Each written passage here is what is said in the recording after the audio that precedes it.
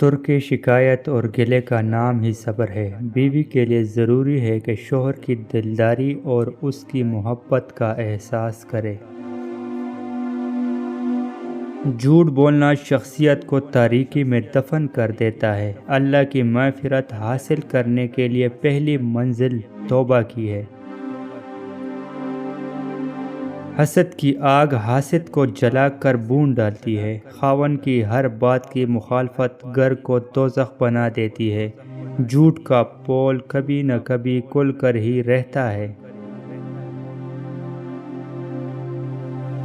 بیوی کے تمام حقوق رزق حلال سے پورے کرنے والا جنتی ہے۔ شہوت کی آگ کو بھوک کے پانی سے بچاؤ اور دل کی خواہشات کو نفسانی کی جائے پناہ نہ بناؤ۔ شیطان کو قید میں ڈالنے کے لیے بھوکا رہنا از حد ضروری ہے اور سیدھی راہ حاصل کرنے کا بہترین ذریعہ ہے۔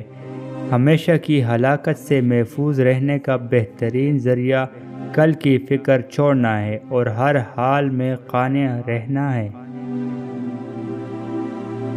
سوال اس کے آگے کرو جو رزق حلال کا عادی ہو، ورنہ کسی اور سے سوال کرنے سے اجتناب کرو۔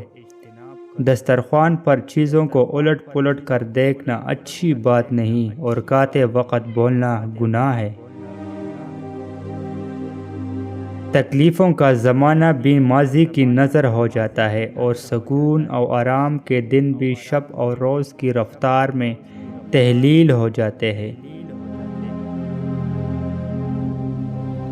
گزرے ہوئے کسی بڑے سے بڑے واقعہ پر غور کرے تو محض ایک خواب معلوم ہوتا ہے۔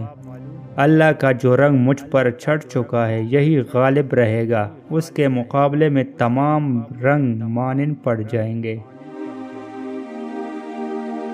ہماری عمریں سمٹ رہی ہے، ہم جوانی کی حدوں کو پار کر رہے ہیں اور بڑھاپے کی طرف دوڑ رہے ہیں، اور تم بچپن کی حصار سے کود کر جوانی کی طرف گامزن ہو۔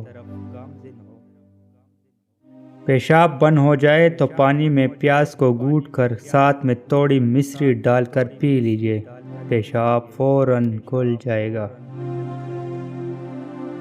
ہمیں بڑھاپا قبر کی طرف لے جائے گا، تمہیں جوانی خواہش نفسانی کا راستہ دکھائے گی، لیکن تم نے اس راستے پر ہرگز نہیں چلنا۔